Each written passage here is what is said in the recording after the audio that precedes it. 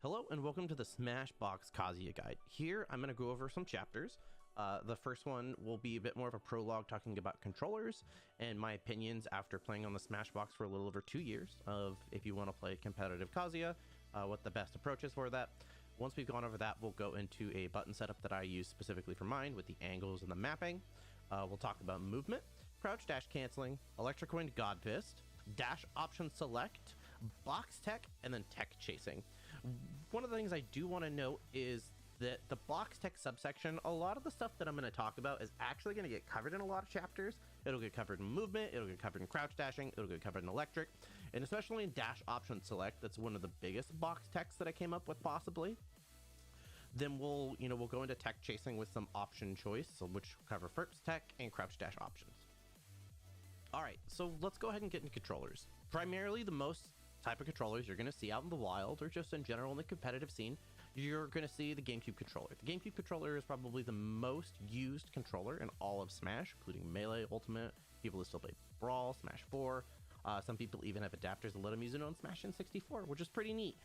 Outside of that, you then will get into the Pro Controller. The Pro Controller is a controller that is also used, I would say, by a good amount of people, mostly due to the added extra trigger. And it's better ergonomically for your hand. My recommendation on a Pro Controller is if you want to play on one is to get a Pro GCC V3 from Handheld Legends. They are a fantastic device with everything that it works for. After that, you get into what has been a bit more of a topic lately, which is the third-party GameCube controller, which functions as a Pro Controller. So it has the body of the GameCube controller with that extra trigger on top, which one was just used, I believe, by Hurt to win Battle of BC recently, which is a fantastic feat to see. After that, we get into the box controllers. The two most common box controllers you'll see is A1, example of what this guide is about, is the Smashbox. Smashbox is what I've used, it's what I've been using. After that, we will go into the Haybox controller, which is the second most commonly seen controller in the competitive scene that I've seen in Ultimate.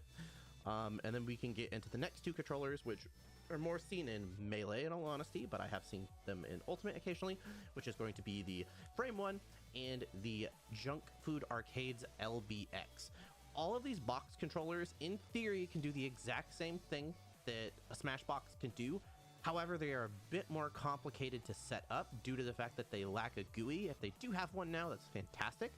But the perk to Smashbox is it has a GUI, which allows you to go in and actually edit the values and the angles and all of the fun stuff without having to manually know some form of programming, or to not have to sit there and watch a 20-minute guide on how to program the software into your box and to edit the values and something to have them be imported, all for it to be wrong, and then you now have to reinstall the firmware and so on.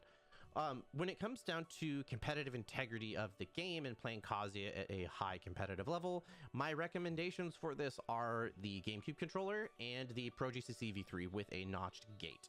The notches make it so the inputs for Kazuya are a lot easier to do, and crouch dash canceling is very easy to do once you get the hang of it. You could probably lab it for an hour or two and you'd get the hang of that one. Just overall for movement functionality and just fluidity of the game, I genuinely feel that a controller is better. Also for travel reasons as well, it doesn't take up a massive piece of your backpack like it does for mine. I'm able to fit 2 box controllers in mine, which those are the 2 controllers I would highly recommend if you want to take the time to learn to play on box because you think that it's better. I personally only use a box controller due to having excessive carpal tunnel and bad hand pains. If I play on a GameCube controller for a little over an hour, I get massive pains in my hands myself, which is why I personally use box, and I'm trying to learn to play other characters just besides Kazuya as well. But if you're looking for that high competitive edge and you want to try to be the best that you can be with the character, my recommendation is a GameCube controller or a Procon V3 GCC from Handheld Legends. It allows it to function as a wired Pro Controller with the same latency input as a GameCube controller, so you get that extra button with the same competitive integrity as a GameCube controller. All right, so let's go ahead and get into the control setup for this. On the left side, you'll see that I have the normal default, a up, down, left, right with tilt 2. Tilt 2 is what gives us access to crouch dash canceling instant shield. We'll talk about that later with the crouch dash canceling subsection. We have B, tilt left and right on the C stick with my left thumb. And then on the right side, we have up down on the C stick for up airs essentially with my right hand. A tilt 3 and mode old are what gives us the bread and butter on the Smashbox, essentially. That's what gives us Electric Wind Godfist, Crouch Dash Canceling, and Perfect Fast Fall Nairs.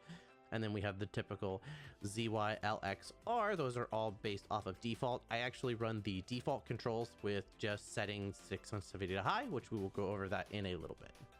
The next piece that I want to talk about are the Smashbox angles. The nice part about this is, thankfully, Nito actually has gone through and built out an angle profile for this, which is what I use. I've not made any adjustments or any modifications to this. This is what gives us our access and functionality to our box tech based off of the tilt modifiers. Essentially, if you wanted to play with those, you would play with the tilt 1, 2, or 3 subsections. I would leave tilt 3 alone. That is based up to function based off of what we get. Tilt 2 is essentially what gives us access to CDC shield, and then tilt X is one that if you wanted to truly play with the tilt modifier, that would be the one to do it. The nice thing about this is we are able to get turnaround B reverses off of down B just by holding the diagonal direction, essentially, and the same goes for up B. If we were to jump and then just hold up left and or up right in those directions, up B will automatically give us that perfect angling for it. And this is the final piece that we'll touch into, which is the SOSOD resolution, essentially. For this one, I run last input priority for both X and Y. In my honest opinion, it should be neutral. That should be what the rules for Ultimate are, but there are no rules around SOSOD within the Ultimate game, essentially, which means that we are allowed to legally use last priority input. The use for this allows us for easy vertex and slingshots and reverse crouch dash canceling with ease. So that's really the only thing that I use for this one. The other thing I will notate too is Nito's angles are actually built into the Smashbox profile when you install it, so they are there to import to your box. My angles, well, my button layout was just one that I built for myself. I would recommend building one that you would like based off of just having the A mode and tilt 3 in that order, and then building it out however you would like.